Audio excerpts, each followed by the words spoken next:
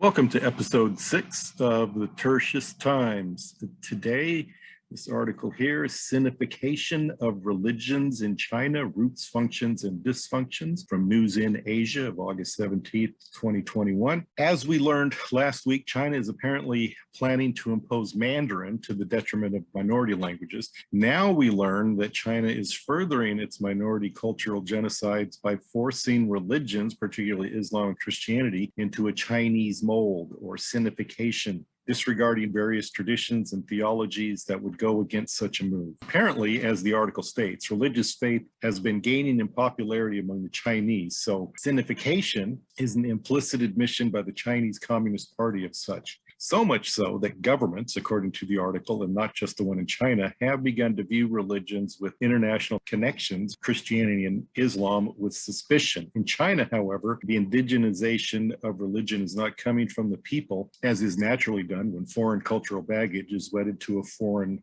religion, such as Western religious garments being donned by non-Western Christians, but is coming from the totalitarian dictates of the government. The article ends with the observation that the Uyghur genocide and the detention and re-education of Chinese Christian pastors, quote unquote, is but a part of an effort at Sinification. Pray for all the people of China, but particularly those minorities who are suffering the most from the tyrannical hands of the CCP. As always, pray also for those in positions of power as they would become servants of the people rather than masters over them. This next article, Nicaragua's vice president calls priests and bishops devils, quote unquote. That's from Crux, August 17th, 2021. In this article, Nicaraguan Vice President Rosario Murillo stated that the bishops and priests of the Catholic Church are quote unquote sons of the devil, who supported the months-long civil uprising that began in April 2018 that left at least 320 dead, thousands wounded,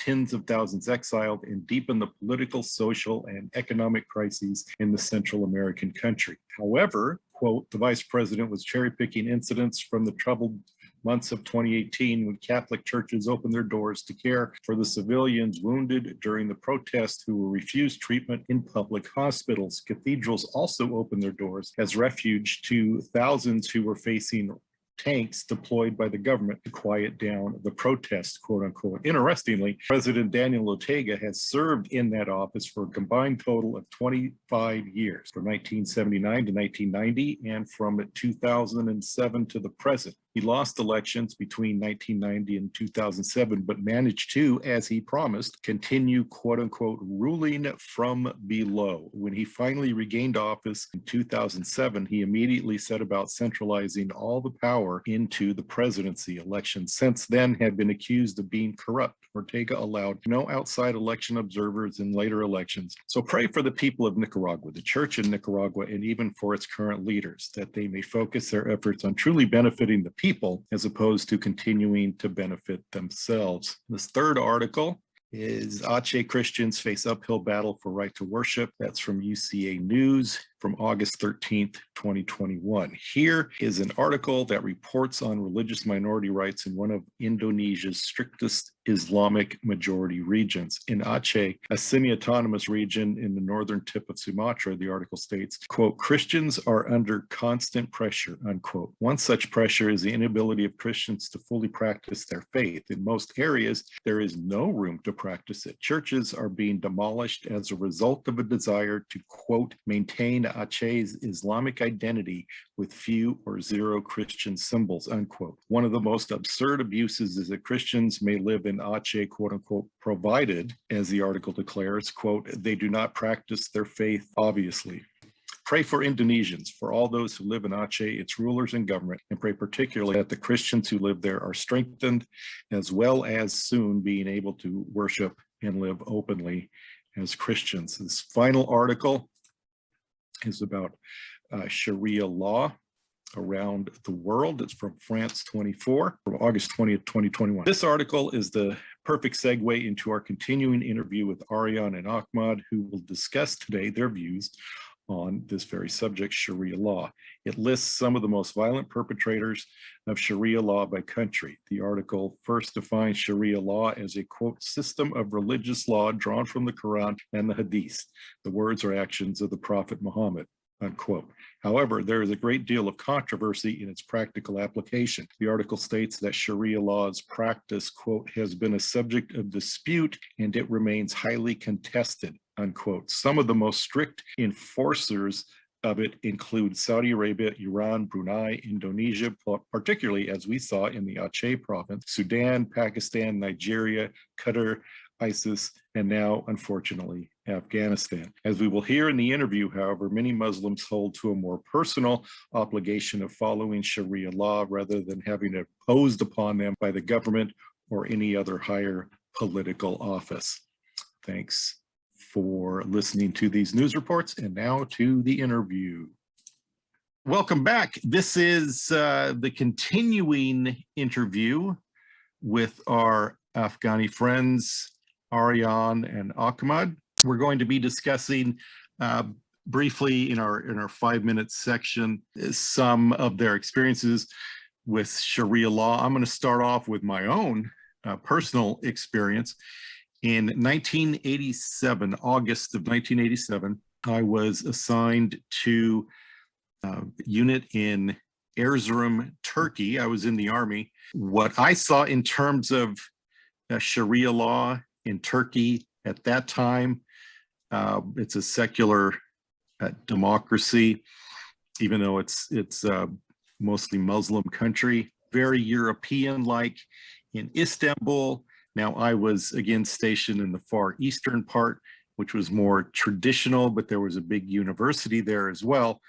So many of the older women were covered, not necessarily fully, but they had headscarves on as they went about their day. Most of the young women, however, some did, but many of them did not wear any type of head covering. And it was even much more pronounced in Istanbul, again, which had a very European feel to that city. So I thought that was kind of interesting. That was my experience. That was a long time ago. I don't know if things have changed all that much in Turkey. But now let's get Aryan and Ahmed to share their views and their experience with Sharia law. So go ahead, guys. Thanks for having us back, Mr. Brian. So I would start up saying that born in Afghanistan and raised over there feels like more like religious way. For example, like as I was growing up in Afghanistan, I was taught by my elders that do prayer 5 times a day, and then respect others with honesty, and also go to a mosque for studying the religion. So it was like that in our countries. And as for the women's, it's the same in Afghanistan. Like they had to cover their faces, and also like I would in the place where I was living, women's, they were wearing burqas. And in universities, a lot of the women, they were like just wearing the hijab and showing their faces. But it was like a choice for some people, but it wasn't like a force that time because there was no Taliban government. In Kabul, it was the same thing, that women's, they were like dressing up as a like with the pant and with just showing off their faces. So but in some place, like for example in Nangarhar, where I was born and raised, over there, like a lot of the women that I was seeing, that they were dressing up in the burqa. And so it was like an individual choice. But it's something that in my opinion, it's not forced, but I would say that it's recommended by the Sharia law. It is something that every Muslim should follow up the Sharia law, because something that's left up to us from the Prophet Muhammad. But in some countries, like as you mentioned, Turkey, like I've seen a lot of Turkey movies, and so I know that a lot of Turkey, they're Muslim, and but they do dressed up completely different. Right. what I in my opinion, what I get from that is it's a personal choice. But if you follow up the Sharia life, you follow up with the Islam rules and stuff, you get more benefits from it. That's what our elders told us, and that's what they're saying, that you get a lot of benefits, and you can, like, earn easy way to heaven. I'll put it that way. Okay. Yeah. All right. Very good. We can just continue this next day, and then we just play this stuff by ear. So we'll end this for today, and then see you back tomorrow.